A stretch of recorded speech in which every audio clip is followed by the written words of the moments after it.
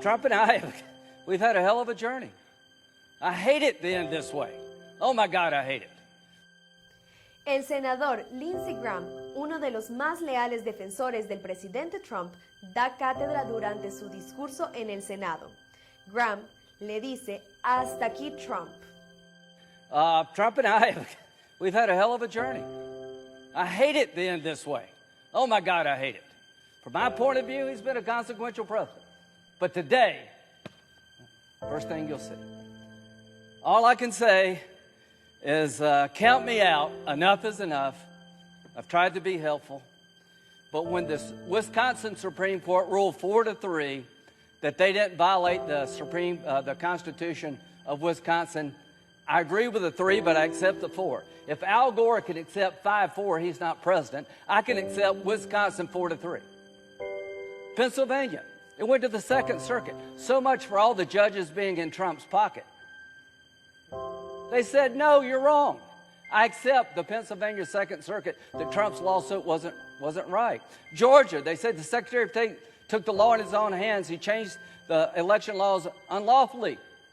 A federal judge said, no, I accept the federal judge even though I don't agree with it. Fraud. They said there's 66,000 people in Georgia under 18 voted. How many people believe that? I asked, give me 10. I hadn't had one.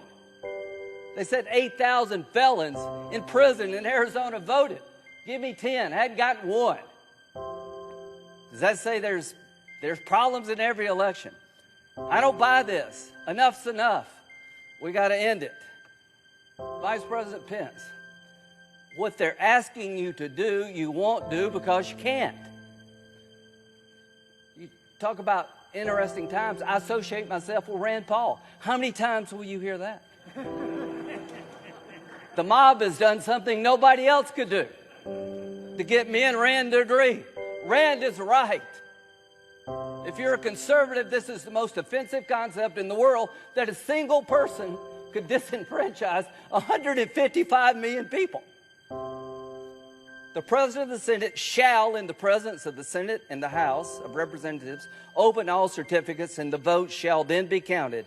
The person having the greatest number of votes for president shall be president.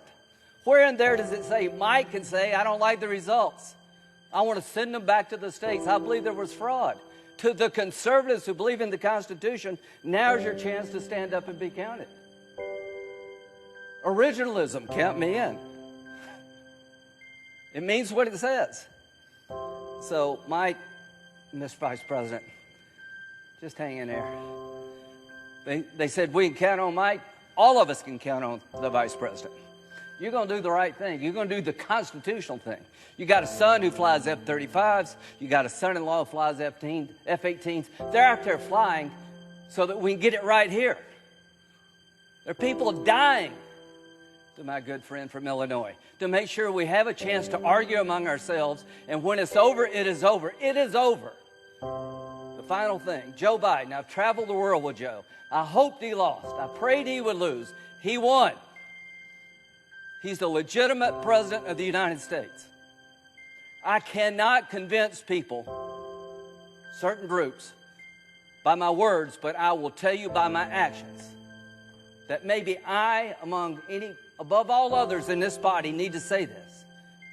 Joe Biden and Kamala Harris are lawfully elected and will become the president and the vice president of the United States on January the 20th.